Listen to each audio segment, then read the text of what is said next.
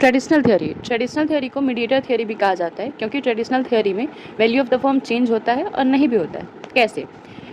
Initial stage पे अगर हम डेट को इंक्रीज करते हैं तो एवरेज कॉस्ट ऑफ कैपिटल जो है वो डिक्रीज होता है, ठीक है। और एक सर्टेन लिमिट के बाद जो वैल्यू ऑफ द फर्म है वो चेंज होना बंद हो जाता है। क्यों?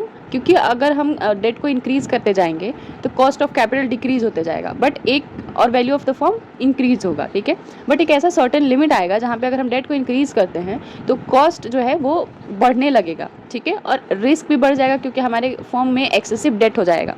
तो वैल्यू ऑफ द फर्म बढ़ाने के लिए हमेशा कॉस्ट को कम नहीं कर सकते हैं डेट को इंक्रीज करके, ठीक है।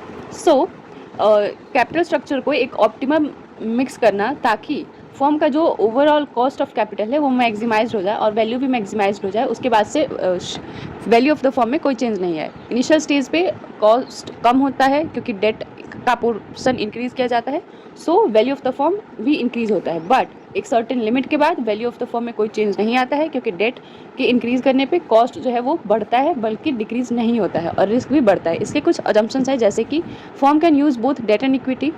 Date is cheaper than equity. जो डेट है वो इक्विटी से चीपर होना चाहिए। कॉस्ट ऑफ इक्विटी इंक्रीजेज, ठीक है। अगर हमारा जो कॉस्ट ऑफ इक्विटी है वो ज़्यादा है कॉस्ट ऑफ डेट से, तो ये ट्रेडिशनल थ्योरी वर्क करेगा। ऑप्टिमल कैपिटल स्ट्रक्चर, जो कैपिटल स्ट्रक्चर है वो उसको ऑप्टिमम मिक्स करेंगे तभी एक सर्टेन पॉइंट आएगा जहाँ पे value of the firm change नहीं होगा, ठीक है। Earning before interest and tax, जो वैल्यू ऑफ द फर्म है एक सर्टेन पॉइंट के बाद earning before interest and tax पे काउंट किया जाता है, ठीक है। So this was the traditional theory.